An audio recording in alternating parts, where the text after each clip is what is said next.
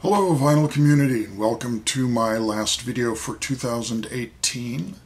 I don't have any special year-end format, but want to wish everybody out there a joyful 2019 and hope it's a year full of fun, music, and love for all of you.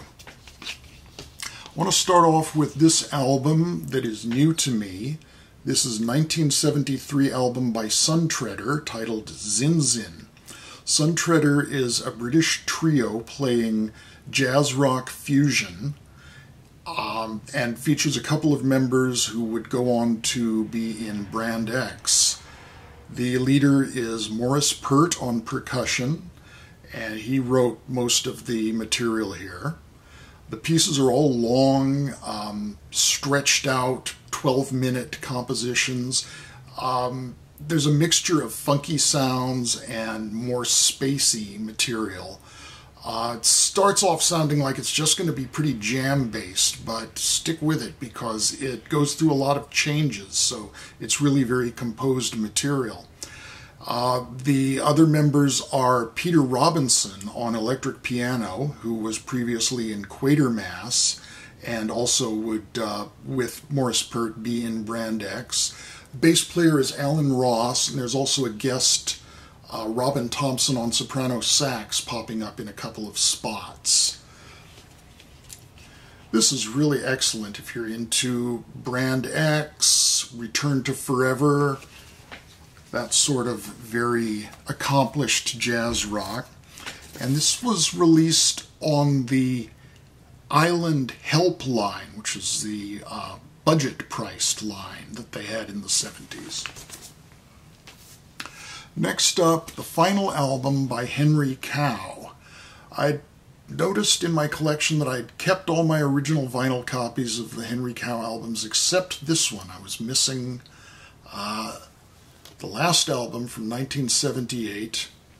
And this is the album that broke Henry Cow. They fell into two factions where, while a couple of members of the band wanted to do song-based material that would feature their singer Dagmar Krause, and other members of the band wanted to go really far into their instrumental avant-garde chamber rock classical hybrid. And they ended up making two separate albums. One was released under the Henry Cow name, and that was this, Western Culture. The other was released as the Art Bears, and the core members of the Art Bears ended up going on to make two further albums, but this was the end of the line for Henry Cow. And this is very deep, very complex, very composed, avant rock, and this is not the same version I had back in the day. I had the British version, but this is a French release on celluloid, and I love this label. And to prove that it's French, they are credited as Henri Cow. Next up is one that I've been working hard to get back in my collection.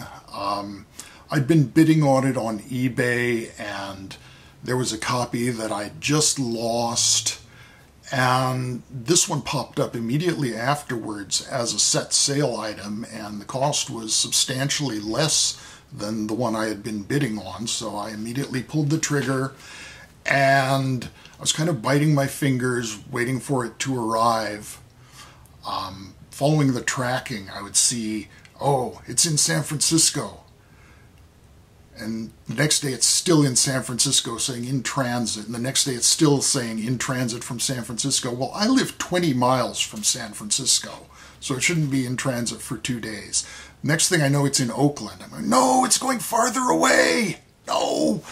And then the next day it's back in San Francisco. So then I had it. And when I got it, I was not a happy bunny because the person who had shipped it did not do a good job of packing.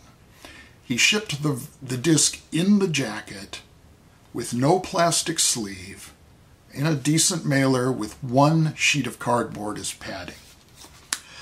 Sure enough, the disc had ripped through the top, ripped through the spine, but the front still looks good. Terry Riley, Happy Ending, soundtrack music for the film Les Yeux Fermés, The Closed Eyes. This has on side one of his beautiful perpetual motion organ pieces. The side two begins with the saxophone and then blends in the organ and just becomes very rich sounding. So, great album, and I'm really delighted to have it back in my collection, but just not happy that what was a really excellent copy got damaged because of careless packaging in the mail. And that's the risk you take when buying through the mail. That leads into these next three records, which I picked up also on eBay, all from one seller. I was really just going for this album. Another one to get back in the collection, classic of fusion, Herbie Hancock's Crossings. Great cover art, always loved this. And this looks like a pretty good copy. Well, the disc is just scratched up and noisy, and it turned out to be the case for all three of the records that I bought from this seller. They were not expensive, not worth making a fuss about, but really disappointing in that sense. Particularly since this one is an original Blue Note with the P or the ear, whatever you want to call it, in the dead wax. So this was an impossible bargain, but the cover looks nice, but the laminate has been completely peeled off. The disc is maybe not quite as badly scratched up as the Herbie Hancock one. It does also have a pressing flaw. I don't know if you can see the white spot there. That's actually something pressed into the vinyl, maybe a flake of paper. And you can see where it looks like maybe a previous owner or owners has tried to scratch around that to see if that comes off, which it does not. Original Blue Note sleeve even. So, for a few bucks, it's worth having, and this is a wonderful album. This just swings like mad. From the title, The Sermon, you might expect something a bit fiery, but this is just really relaxed and swinging.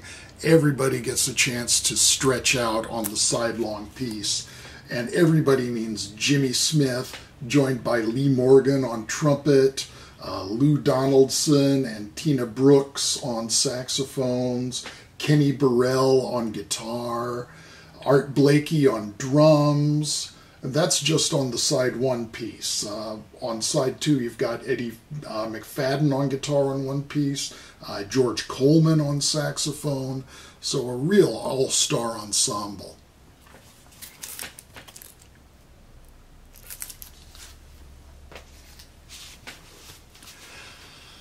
And the third in this group, I do not have a lot of Motown in my collection.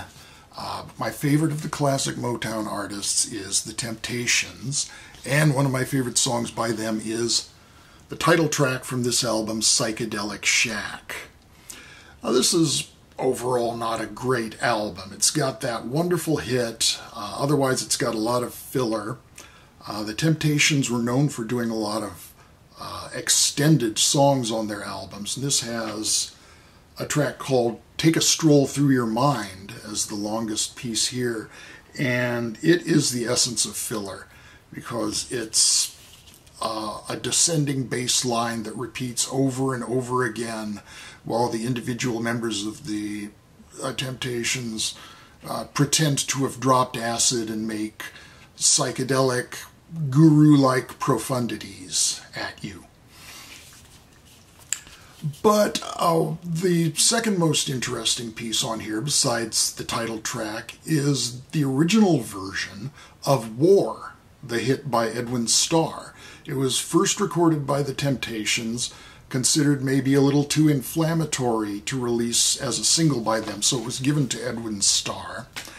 And Edwin Starr's version, I think, is a bit more preaching. It sounds like a preacher deploring war, The Temptations version is more militant, sharper, sounds more like protesting war than lamenting it. So, nice insight into what might have been if their version had been released as the single. And this is on not Motown itself, but the subsidiary label Gordy. Next up, I picked up a couple of classical LPs from the 49-cent bin at my local vinyl shop. And the first one is 3 Concerti for Lira by Haydn. And this is not a concerto for Italian money. The lira is, in this case, an instrument called the lira organizzata, which is a hybrid. It takes the hurdy-gurdy technique of using a crank that bows strings and having keys that change the length of the string to get the different notes, and adds to it a little portative organ effect with pipes. So at the same time, you're playing the string sound and the organ sound. And there's the modern reconstruction of the lira organizzata that's used on this recording. I'm not sure how much this has to do with the string sound. The organ sound definitely dominates. I'll leave a link below to a person demonstrating a lira organizzata so you can see more how this works. But this is just really enjoyable. The music is very cheerful, very sprightly. I'm not the biggest fan of this period of music, that second half of the 18th century with Haydn and Mozart and all that crew. But this is really enjoyable. So, a fun album. And at the same time, I picked up an LP of one of my favorite composers, Maurice Ravel. This is his 1912 ballet, Daphne et Chloé, conducted by the Spanish conductor Rafael Frubec de Burgos. I've never seen this staged, but if you read the description of the action in the liner notes, hey, it's got goats, it's got pirates. What more could you want? How could that be bad? This is a great example of Maurice Ravel's expertise with the orchestra, just amazing sonorities. In addition to the orchestra, there's a wordless chorus. And there's prominent use of the wind machine, which is a pretty unique sound. It's basically 2 cylinders of paper that rub together when you turn a crank and make a sound like howling wind. So that's a great example of just the sonorities that Ravel could play with. One of the greatest orchestrators, I think, in the history of classical music. And while I was there, I picked up this. This is an oddity. This is part of the Environment series put out by Syntonic Research in the 70s. I think they started around 1969. And these are just sidelong recordings of ambient sound for relaxing, for whatever other activities you may care to indulge in, with sounds in the background that sort of take you into this particular headspace. This is a good one for people who like water, because side 1 is the sounds of a sailboat. So it's all creaking wood and waves and distant gulls. And side 2 is the sound of a babbling brook. It's called Country Stream. And I have another environmental type recording, I think it was released on the Ryko label on CD, of a babbling brook that's really not very fun to listen to. It's just the sound of trickling water, and it seems to be all high frequencies, no variation. This has a lot more depth to it. You hear a lot of birds in the background. You can hear that some birds are very close to the microphone, some are very distant, so you have a real feeling of depth of sound to this. So it's a nice environment. And this last one, this just appeared on my doorstep. I haven't even cracked the shrink wrap on it because I'm still reveling in it being so pristine for a release from 1968. This is Ramsey Lewis, Mother Nature's Son. And as the title might suggest, he's doing Beatles material on this album. This is all covers of songs from the White Album, recorded only a month after the Beatles released the White Album. So He couldn't have had a lot of time to get familiar with the material, but he does some really creative arrangements with them. It's not just, I'm going to jump right in on the melody, then play solos, then back to the head and out. There are some of these tracks where it's difficult to recognize what song he's playing at first. It takes a while to get into where he's going, because he's taking a pretty left field approach. Even so, this is a pretty easy listening based album. Ramsey Lewis has this light jazz side. He also had a very funky side. Certainly when he did his famous version of the In Crowd, that was the more funky side of things, and he did a lot of more electronic work in the 70s with a jazz funk feel. This is a combination of the lighter jazz feel with orchestration, but also some great creativity and experimentation in the arrangements, and some early use of the Moog synthesizer. The orchestral arrangements are by Charles Stepney, and he also provides some little between-track squiggles and blorps from the Moog, which is something that was still quite novel at this time. Ramsey Lewis does Mother Nature's Son, Rocky Raccoon, Julia, Back in the USSR, Dear Prudence, Cry Baby Cry, Good Night, Everybody's Got Something to Hide Except Me and My Monkey, Sexy Sadie, and Blackbird. And there he is on the cover with his bunnies and his birds and assorted flora and fauna. He is Mother Nature's son. So that's it for this go. That's it for 2018. I want to thank you all very much. Thanks for your patience for anybody who's gotten this far. I'm amazed and grateful that anyone can be bothered to sit through one of these videos from me. So thank you for that. Thank you for leaving your comments. I really appreciate that. And I wish you all a happy and prosperous new year. Bye-bye for now.